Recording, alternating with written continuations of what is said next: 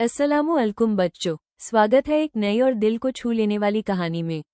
आज की कहानी है नेकी का इनाम, एक ऐसी खूबसूरत बात जो हमें सिखाती है कि नेकी कभी ज़ाया नहीं जाती।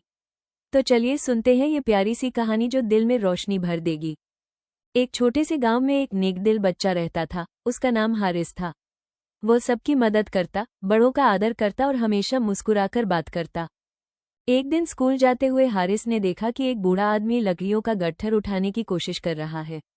हारिस तुरंत आगे बढ़ा और बोला, दादा जान, मैं मदद करता हूँ। बूढ़ा आदमी बहुत खुश हुआ। उसने दुआ दी, बेटा अल्लाह तुम्हें खुश रखे, तुमने मेरा दिल जीत लिया। हारिस के चेहरे पर खुशी की चमक फैल गई। स्कूल में उस्ताद ने पूछा, बच्चों बताओ सबसे बड़ी नेकी क्या है। हारिस ने हाथ उठाया और बोला, किसी की मदद करना। उस्ताद खुश होकर बोले, शाबाश हारिस, तुमने सच कहा, नेकी कभी छोटी नहीं होती, अल्लाह नियत देखता है। छुट्टी के बाद जब हारिस घर लौट रहा था तो रास्ते में उसने जमीन पर एक बटुआ देखा। अंदर पैसे थे।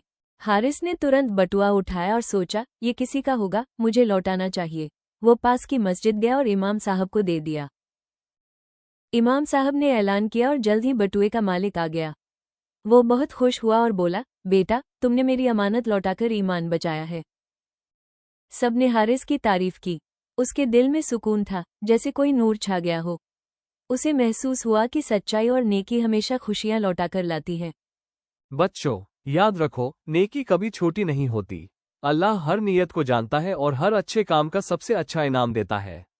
अगर आपको ये कहानी पसंद आई हो तो अगली कहानी शुमेला उमर व्लॉग्स पर जरूर देखें।